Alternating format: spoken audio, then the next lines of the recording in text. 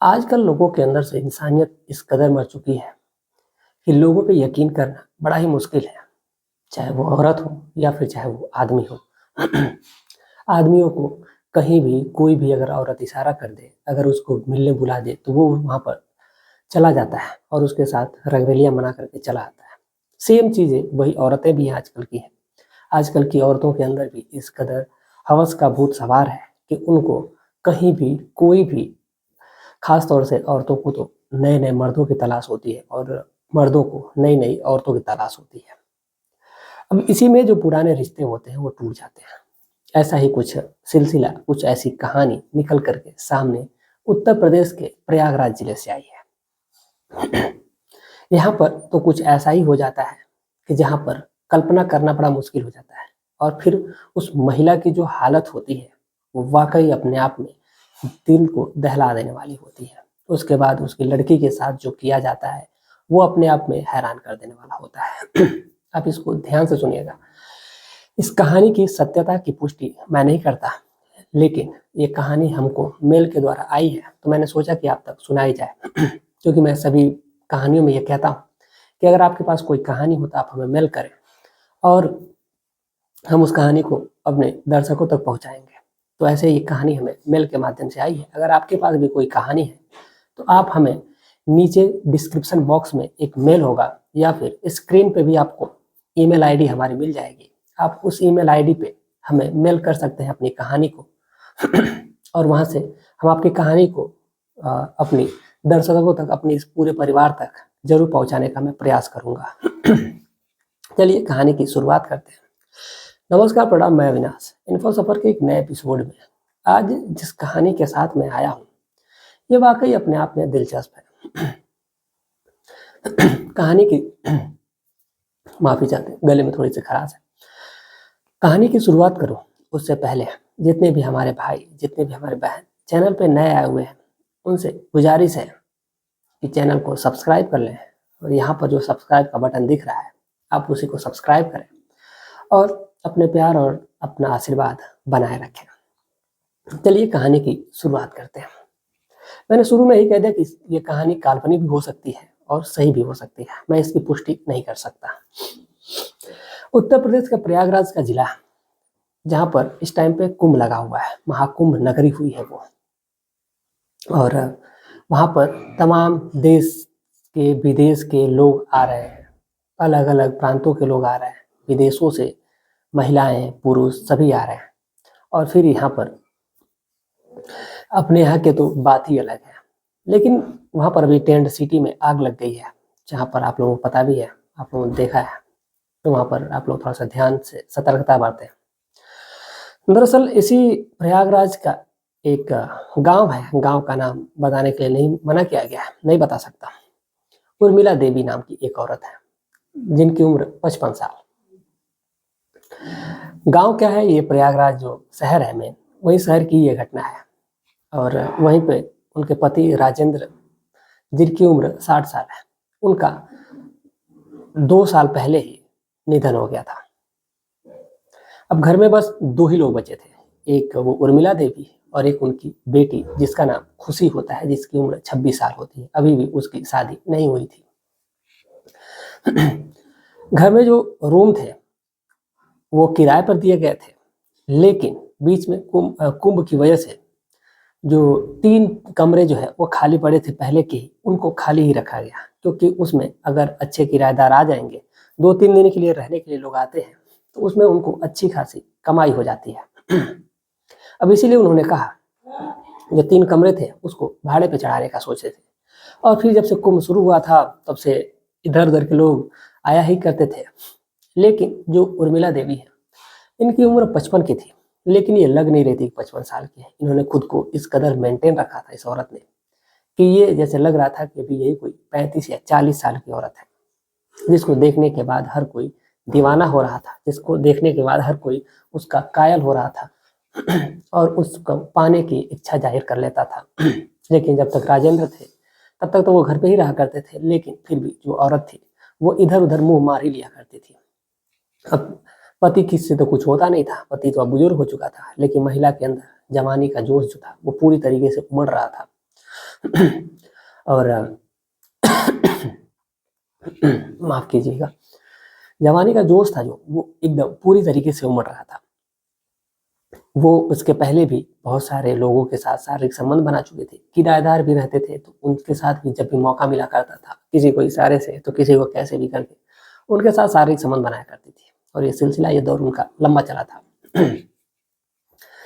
जो लड़की थी, लड़की के अंदर जो सेक्स की पावर थी वो इतनी ज़्यादा थी कि वो, आखिर लक्षण तो माँ के ही थे, तो वो जो खुशी होती है वो भी जहाँ जाती थी, जिसके पास भी जाती थी, उसके साथ वो हमबिस्तर होने का सोचने लगती थी। कोई भी मिलता था, उसके जैसे ही संपर्क में आता था, उसके टच में आता था, वो उसको अपना कॉन्टैक्ट नंबर दे दिया करती थी और उसके साथ शारीरिक संबंध बना लिया करती थी। लड़की ने भी अपनी 26 साल की उम्र में लगभग 300-400 लोगों से ऊपर ही शारीरिक संबंध बनाया था, ऐसा कहानी में लिखा गया है। और उर्मिला देवी की तो बात ही अलग है। अब इसी में जो किराएदार होते हैं, जो 3 कमरे खाली होते हैं, उसमें ये कुंभ मेले के लिए आते हैं 3 लोग आते हैं, माफी चाहते हैं, 3 लोग आते हैं जो कि अफ्रीकन होते हैं, अफ्रीका से आते हैं और ये कुंभ घूमने के लिए ही स्पेशल आए रहते हैं। आते हैं तो वो इधर अपना कमरा खोज रहे थे, क्योंकि वो आए थे तो पहले तो टेंट डाल के रह रहे थे, लेकिन जब टेंट से काम नहीं उनका चलता है तो उनको लगता है कि नहीं, अब जाना चाहिए, अब रूम लेना चाहिए। तो जब घूम रहे थे तो किसी से उन्होंने पूछा तो उन्होंने कहा कि होटल मिल जाए। फिर होटल सारे बुक थे, अब इसी वजह से उन्होंने इधर उधर घर की तरफ भटकना शुरू कर दिया।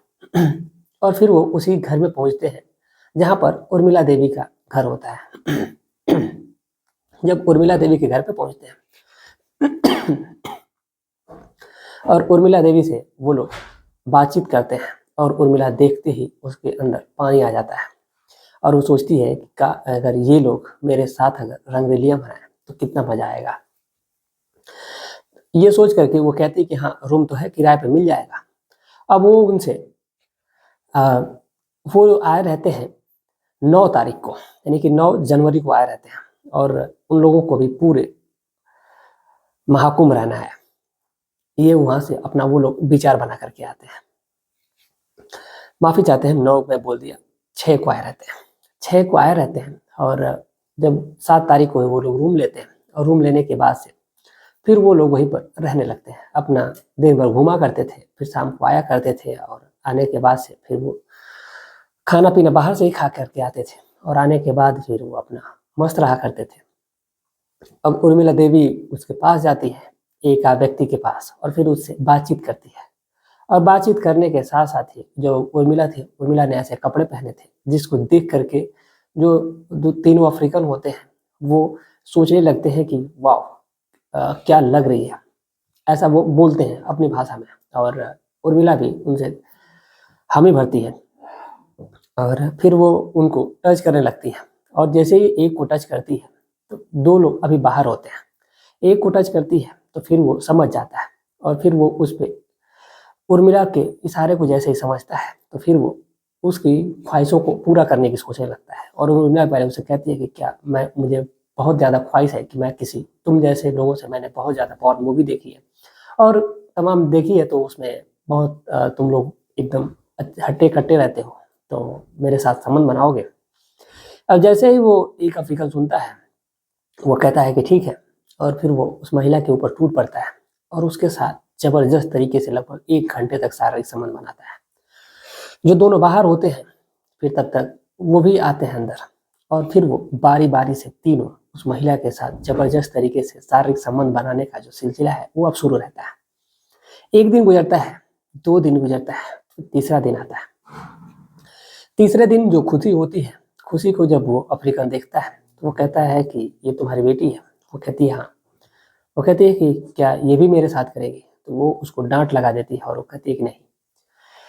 और फिर जब ये तीनों अपने आप में मसरूफ होते हैं तब तक जो खुशी है वो वहाँ पर पहुँच जाती है और देख लेती है रंगरेलियाँ मनाते हुए अपनी माँ को, और फिर जा करके उनके सामने खड़ी हो जाती है और उनको डांटने लगती है अपनी माँ को।